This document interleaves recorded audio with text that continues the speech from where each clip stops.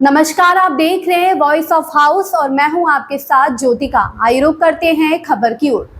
शरद पवार का strike rate ज्यादा, लेकिन महाराष्ट्र विधानसभा चुनाव से पहले सीट शेयरिंग पर संजय राउत की एमवीए को दो टोक। देश के कई राज्यों में अब विधानसभा चुनाव की तैयारियां तेज हो गई हैं।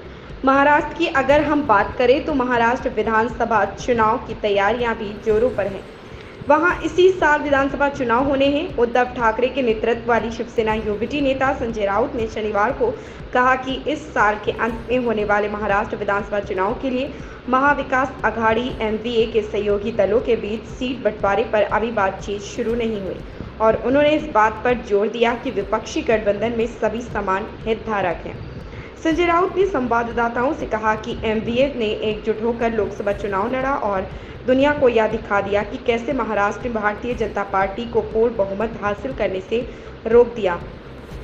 उन्होंने आगे कहा कि महाराष्ट्र के विपक्षी गठबंधन महाविकास अघाड़ी में शिवसेना यूबीटी, राष्ट्रवादी कांग्रेस पार्टी, शरद चंद्र पवार और कांग्रेस घटक दल हैं।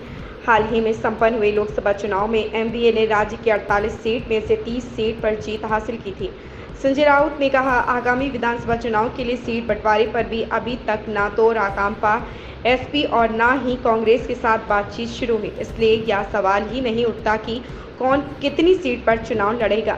सभी बराबर के हितधारक हैं। उन्होंने कहा, महाराष्ट्र में विधानसभा की 288 सीटें हैं, किसी के लिए भी सीट की कमी नहीं होगी, सभी आराम से चुनाव लड़ सकते हैं। राउत ने कहा कि लोकसभा चुनाव में राकांपा एसपी ने सबसे ज़्यादा सीटें जीती हैं। वह 10 सीट पर चुनाव लड़कर 8 पर विजयी रही।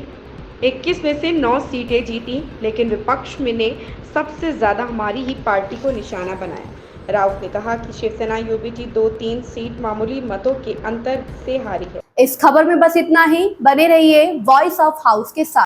लेटेस्ट अपडेट से जुड़े रहने के लिए हमारे चैनल वॉइस ऑफ हाउस को सब्सक्राइब करें, लाइक करें और बेल आइकन दबाना बिल्कुल ना भूलें।